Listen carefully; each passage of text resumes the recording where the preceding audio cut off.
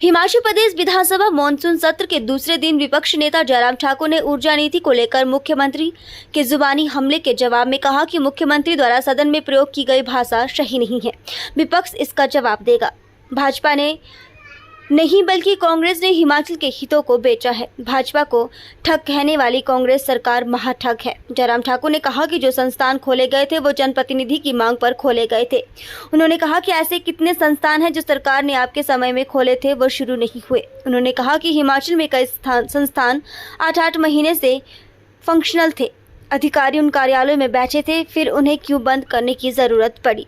हमने यही चीज को प्राथमिकता दी कि हिमाचल का हित सर्वोपरि और हिमाचल के हितों के साथ साथ में जो हिमाचल प्रदेश में हाइड्रो सेक्टर का जो पोटेंशियल है जो बिल्कुल रुक गया है, उसके लिए जो रास्ता निकाला जा सकता है उसको निकालने की कोशिश की। और इस बात को लेकर के जो तथ्य विधानसभा के अंदर दिए गए हैं वो फैक्ट्स नहीं हैं। हमने अगर प्रोजेक्ट दिए हैं तो गवर्नमेंट ऑफ इंडिया के जो PSUs हैं उनको दिए हैं। हमने किसी प्राइवेट इन्वेस्टर्स को नहीं बेचा है, हमने किसी और को नहीं बेचा है, और वो गवर्नमेंट का ही हिस्सा हुआ करते हैं। इस बात को भी मुख्यमंत्री को समझना होगा। मुझे मालूम नहीं कितनी बात को इस बात को ध्यान में इनके है, लेकिन ये भारतीय जनता पार्टी की सरकार है जहां इन्वेस्टमेंट के माध्यम से जो हिमाचल को आगे बढ़ाने के लिए जो स्कोप निकल सकता था, निकालने की कोशिश हो सकती थी, उसमें हमने काम किया है। अगर आज हिमाचल प्रदेश में बल्क ड्रग फार्मा पार्क आया तो भाजपा की वजह से। पूरे देश में 3 मिले, 1 हिमाचल को मिला। मेडिकल डिवाइस पूरे देश में 3 मिले, 1 हिमाचल को मिला। तो इसलिए जो सत्य नहीं है और इस तरह के आरोप लगाना ये बहुत ही दुर्भाग्यपूर्ण है, और इन आरोपों का कोई आधार नहीं है, और इन आरोपों की कोई भी इसमें तथ्य नहीं है, ना सच्चाई।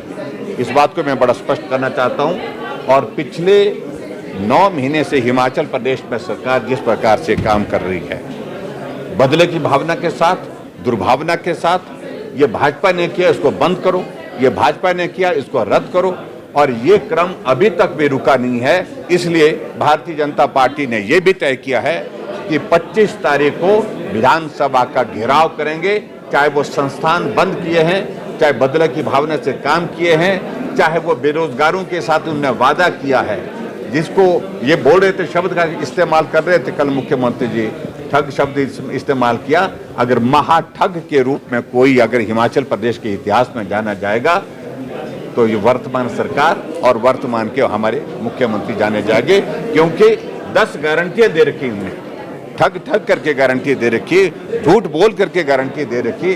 आज लोग पूछ रहे हैं कि क्या हुआ आपके बिजली का 300 यूनिट का, क्या हुआ गोबर की गारंटी का, क्या हुआ आपको 5 लाख बेरोजगारों को रोजगार देने की गारंटी का, क्या हुआ आपकी दूध की गारंटी का। हर एक बात का प्रश्न पूछ रहे हैं, कोई प्रश्न का जवाब नहीं। 10 महीने बीतने के बावजूद भी एक भी गारंटी पूरी नहीं हुई है। दूसरे प्रदेशों में जाकर के भाषण दे करके आना कि हमने एक ही गारंटी सारी पूरी कर दी, तो ये इससे ज्यादा झूठ कुछ नहीं हो सकता है। झूठ बोलने की एक सीमा होती है, अब सीमाएं सारी पार हो गई। Thank you. मुद्दा था जिसको कोई हिम्मत नहीं जुटा पा रहा था कि इसको पारित किया जाए, और मैं प्रधानमंत्री नरेंद्र मोदी जी को बहुत बधाई देता हूं कि पिछले कल कैबिनेट की बैठक में महिला आरक्षण के मुद्दे पर मोहर लगी और स्वीकृति मिली, और उसके पश्चात मुझे लगता कि संभवतः ये पहला बिल होगा नई लोकसभा के उस भवन में जो महिला आरक्षण का 33% आरक्षण के साथ पारित होगा।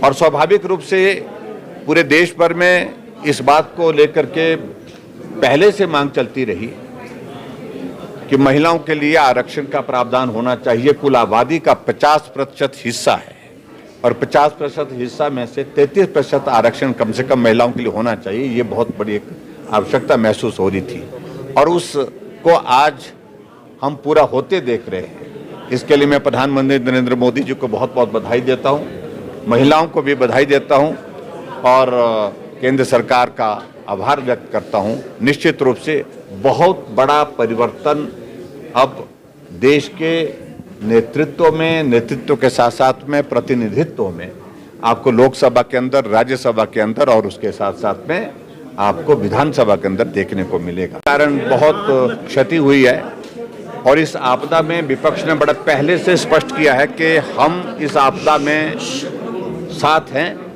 ये आपदा प्रदेश के लोगों के लिए है और प्रदेश के लोगों के लिए जो भी हम मदद कर सकते हैं वो मदद करने की कोशिश करेंगे। हमारे सभी विधायकों ने अपने अपने क्षेत्र में यथासंभव जो मदद ऐसे प्रभावित परिवारों को कर सकते वो की है और उसके साथ हमारी एक कमिटमेंट थी कि 1 महीने की सैलरी हम आपदा राहत कोष में देंगे। वो आज हमने माननीय मुख्यमंत्री जी को 25 विधायकों की लगभग 13,80,000 रुपये जो है